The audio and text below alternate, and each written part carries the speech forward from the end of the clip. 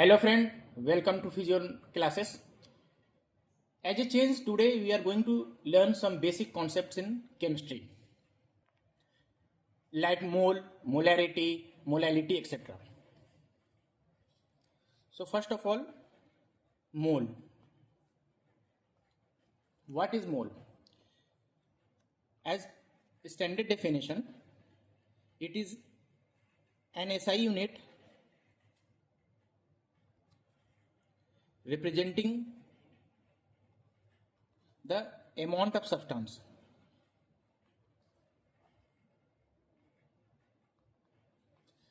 Now, the first question is why we need to represent amount of substance in any unit other than gram, other than mass. हम लोग इसको amount of किसी भी substance को ग्राम में भी तो रिप्रेजेंट कर सकते हैं, ग्राम या किलोग्राम या मिलीग्राम. तो ये चीज हमें सबसे पहले समझना पड़ेगा, फिर हम लोग सिग्निफिकेंस ऑफ मोल को समझेंगे. देखो, इन केमिस्ट्री में ना we deal with chemical reaction. ठीक है, और केमिकल रिएक्शन में इन्वॉल्व मास नहीं होता है कि 1 किलोग्राम जाके रिएक्ट कर गया या 1 ग्राम रिएक्ट कर गया. What react is atom, molecules, ions and other elementary entities. ठीक है, तो इसलिए हम लोग एक अलग एक यूनिट चाहिए जिसमें कितना एटम हो या कितना मॉलिक्यूल हो या कितना आयोन है वो पता चले. अब एक और इसमें दिक्कत आती है कि कोई भी सब्सटेंस हम लोग लेते हैं, 1 ग्राम ले लें, 2 ग्राम ले लें या 3 ग्राम ले लें, या बहुत ही थोड़ा सा ले, 1 पिंच ऑफ सॉल्ट ले लें, या मान लो, या 1 teaspoon of full of salt ले लें. उसमें भी मिलियंस ऑफ बिलियंस और ट्रिलियंस ऑफ एटम मॉलिक्यूल होता है. ठीक है, तो इसलिए इसको हम लोग एक बहुत बड़े नंबर में रिप्रेजेंट करना पड़ेगा. ठीक है, तो ये इसको इसका जो वैल्यू लिया जाता है वो 6.023 इंटू 10⁻23 एटम या मॉलिक्यूल जो भी है, जिस एटम, मॉलिक्यूल और आयन. ठीक है, अब ये वैल्यू कहाँ से आया? वैल्यू ऐसे आया कि कार्बन 12 जो था इसका 1 मोल का इन्होंने वेट निकाल लिया. इसको पता था 12 ग्राम है, और 1 एटम का वेट निकाल लिया. ठीक है, और वो weight of 1 atom divided 12 gram upon weight of 1 atom in gram. ठीक है, तो ये आया इतना ही, 6.023 अप्रोक्स कर दिया है मैंने, ये और भी लंबा है, 10⁻23. इसको एवोगाड्रो नंबर भी कहते हैं. ठीक, अब इसका सिग्निफिकेंस क्या है? सिग्निफिकेंस ये है इस सब्सटेंस का, इसका सिग्निफिकेंस ये है कि 2 एटम ले लो, C12 और C14, ये दोनों आइसोटोप है बिनो. तो अगर हम लोग C12 का 6.023 इंटू 10⁻23 एटम लेंगे तो उसका 12 ग्राम होगा उसका वेट. इसी तरह से C14 का अगर हम लोग 6.023 इंटू 10⁻23 एटम लेंगे तो उसका वेट 14 ग्राम होगा. ठीक है, ये इसका सिग्निफिकेंस है. Now what is molar mass? ठीक, मोलर मास क्या होता है? Mass of 1 mole of a substance in gram में रिप्रेजेंट करते हैं. तो 1 मोल ऑफ एक सब्सटेंस का जो ग्राम में रिप्रेजेंट करेंगे उसको मोलर मास कहेंगे. ठीक है, जैसे H2O है तो इसको 1 इंटू 2 प्लस 16 लिख दो, तो 18 ग्राम ये है मोलर मास ऑफ वाटर. ठीक है, ओके. अब ये वी मस्ट नो कि most of the chemical reaction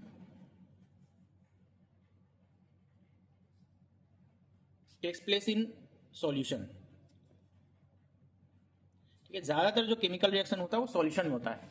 even कि हमारे बॉडी के अंदर भी जो ज्यादातर केमिकल रिएक्शन होते हैं वो सॉल्यूशन में होता है. ठीक है, तो सॉल्यूशन में हमें कोई भी सब्सटेंस कितना है उसको रिप्रेजेंट करने का तरीका है, उसको हम लोग एज ए परसेंटेज फॉर्म, ठीक है, या एज ए फ्रैक्शन हम लोग रिप्रेजेंट करते हैं.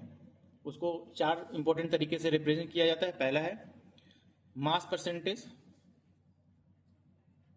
ठीक है। दूसरा है मोल फ्रैक्शन, तीसरा है molarity which is very important, and चौथा है मोलैलिटी, मोस्ट कॉमन है मोलैरिटी, ठीक है। तो इनको समझने के लिए हमें 2-3 कॉन्सेप्ट समझना पड़ेगा। What is solute, what is solvent and what is solution. Most of you might be knowing this, must be knowing this, लेकिन फिर भी हम लोग इसको रिवाइंड करते हैं।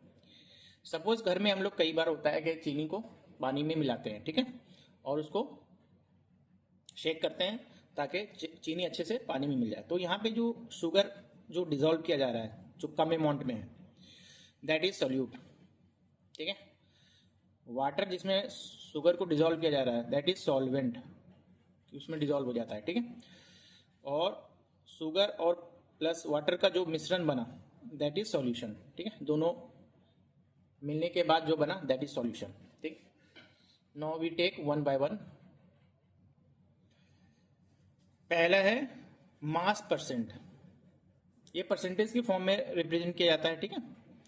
और हम लोग सॉल्यूट और सॉल्यूशन को ग्राम में रिप्रेजेंट करते हैं। मास ऑफ सॉल्यूट इन ग्राम और मास ऑफ सॉल्यूशन, पूरा सॉल्यूशन कितना ग्राम है, कितना मास है, into 100। This is very easy. Suppose हम लोग ने जो अभी सॉल्यूशन बनाया था इससे पहले, तो हम लोग सपोज कि 5 ग्राम शुगर को हम लोग ऐड कर देते हैं 95 ग्राम वाटर में, ठीक है, एट रूम टेम्परेचर। तो इसमें मास परसेंटेज ऑफ शुगर कितना होगा, देखो 5 प्लस सॉल्यूशन का वेट कितना होगा, सॉल्यूशन का मास कितना होगा, 5 ग्राम प्लस 95 ग्राम, 5 प्लस 95 इंटू 100, है ना। तो ये हो जाएगा 5%। समझ में आ गया कॉन्सेप्ट, ठीक है। सेकंड है mole fraction.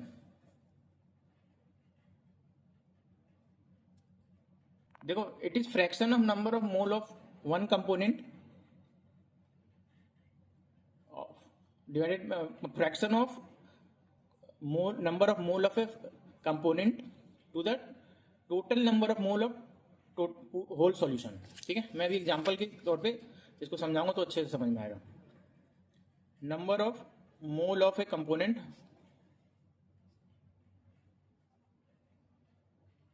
Divided by number of mole of solution, ठीक है। इसके लिए एक बहुत अच्छा एग्जांपल मैंने लिया है, देखो इसमें हम लोग एग्जांपल के तौर पे हम लोग ने क्या किया, एक ओआरएस सॉल्यूशन बनाया जिसमें शुगर सॉल्ट को पानी में मिलाया, ठीक है। अब देखो हमें पता है कि इस तरह का सॉल्यूशन हम लोग घर पे बनाते हैं जब कोई बीमार पड़ जाता है और डिहाइड्रेशन हो जाता है, तो ठीक बना बनाया भी मार्केट में आता है ओआरएस।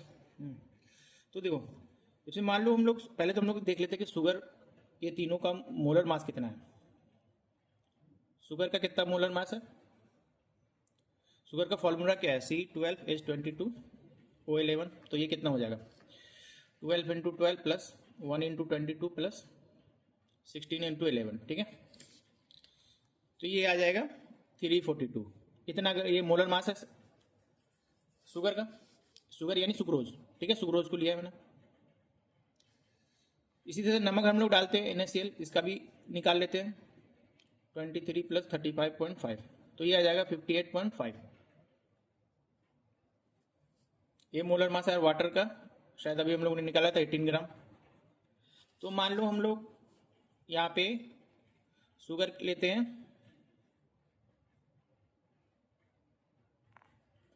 34.2 ग्राम शुगर ले लेते हैं, सॉल्ट हम लोग ले लेते हैं यानी NaCl 5.85 ग्राम। तो अच्छे से इजी से समझ में भी आ जाएगा, फ्रैक्शन भी इजी आएगा। और वाटर हम लोग ज़्यादा लेते हैं, 3600 लीटर ले लेते हैं, मान लो 3600 ग्राम। तो देखो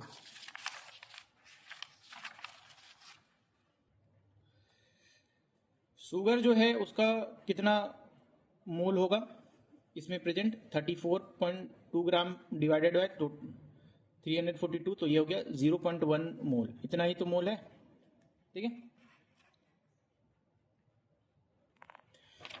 सिमिलरली सॉल्ट का कितना कंसंट्रेशन आएगा, कितना मोल आएगा, 5.85 डिवाइडेड बाई 58.5, तो ये भी एक ही 0.1 मोल आएगा। और वाटर का कितना मोल होगा, number of mole of water, ये है 3600 ग्राम हमने लिया ना, डिवाइडेड बाई 18, ये तो 200 मोल, इतना मोल होगा, ठीक है। तो total number of mole of solution वो हो जाएगा 0.1 plus 0.1 plus 200 is equal to 200.2, इतना नंबर ऑफ मोल पूरा सॉल्यूशन का होगा। अब हम लोग निकाल लेते हैं फ्रैक्शन ऑफ सॉल्ट, तो सॉल्ट का कितना फ्रैक्शन होगा, 0.1 बाई 200.2। इसी तरह फ्रैक्शन ऑफ शुगर कितना होगा, ये भी होगा 0.1 बाई 200.2। तो ये आसानी से समझाने के लिए ये हम लोगों ने सॉल्यूशन बनाया। अब हम लोगों को समझ में आ गया कि मोल फ्रैक्शन कैसे निकालते हैं। नाउ अब हम लोग मोलैरिटी पढ़ेंगे।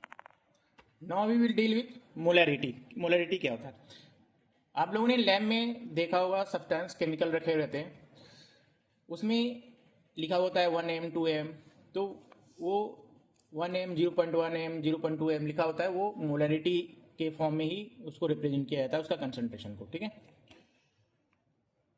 तो ज़्यादातर एसिड बेस को इसी फॉर्म में उसका कंसंट्रेशन को बताते हैं केमिकल में। Molarity is number of mole of solute, जो भी सॉल्यूट हो, divided by volume of solution in litre.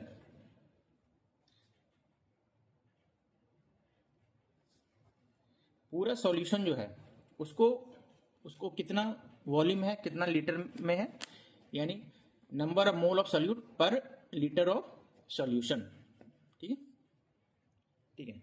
इसको एक एनसीईआरटी में क्वेश्चन दे रखा है, इसको उस क्वेश्चन को हम लोग लेते हैं और हम लोग इसको मोलैरिटी का कॉन्सेप्ट को अच्छे से समझते हैं। क्वेश्चन ये दे रखा कि suppose we have 1m solution of NaOH, ठीक है।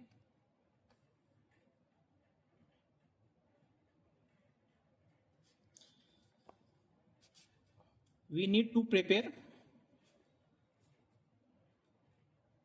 0.2 m सॉल्यूशन ऑफ NaOH, ठीक है। तो इसके लिए हम लोग को क्या करना पड़ेगा, what we need to do.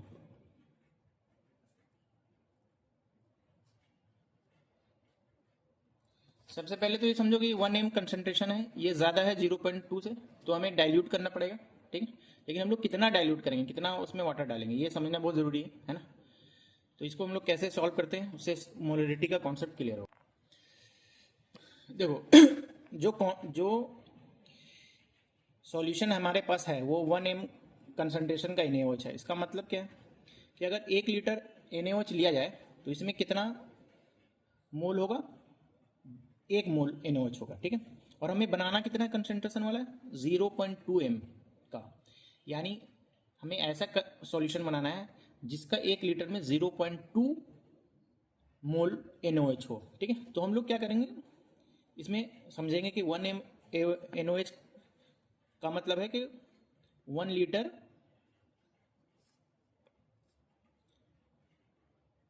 1 mole in 1 litre, ठीक है।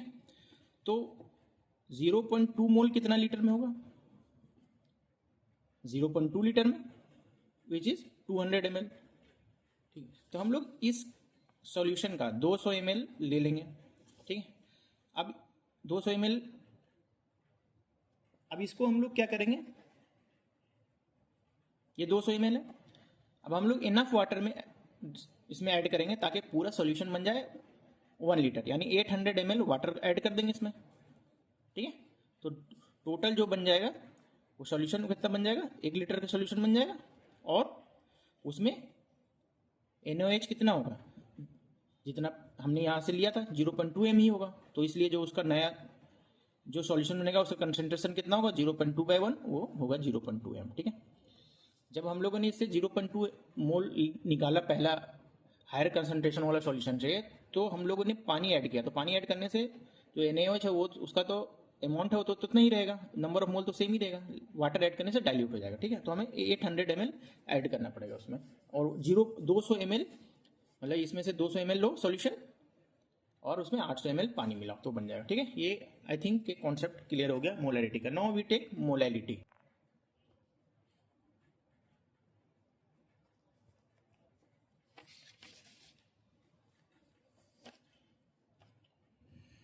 देखो एक मोलैलिटी क्या होता है कि number of mole of solute, एक सॉल्यूट को में का कितना मोल है डिवाइडेड बाय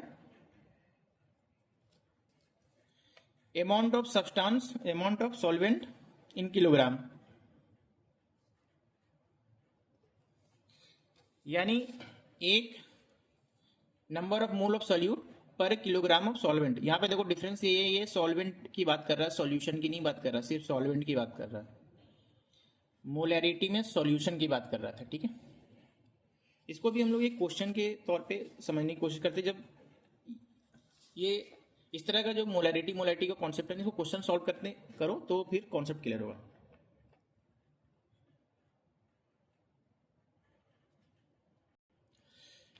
क्वेश्चन ये कि density of 3m solution of NaCl is 1.25 ग्राम पर ml, कैलकुलेट मोलैलिटी। देखो यहाँ क्वेश्चन क्या है कि एक सॉल्यूशन है सॉरी कि एक सॉल्यूशन है जिसका कंसंट्रेशन मोलैरिटी के फॉर्म में दे रखा है 3 ml है, NaCl सॉल्यूशन है, उसका डेंसिटी दे रखा है 1.25 ग्राम पर ml, तो मोलैलिटी निकालना है। ठीक है, देखो हम लोग कैसे निकालेंगे, हम लोग क्या करेंगे 1 लीटर सॉल्यूशन ले लेंगे, 1 लीटर सॉल्यूशन में 3 मोल NaCl होगा, क्योंकि इसका कंसंट्रेशन है 3m, 3 मोल NaCl का मतलब इसका कितना वेट होगा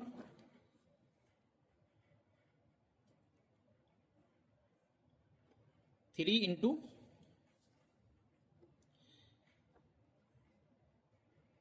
23 प्लस 58 35.5 है ना, यही है, तो ये आ जाएगा 175.5 ग्राम। ठीक है, तो 1 लीटर सॉल्यूशन में 175.5 ग्राम NaCl होगा।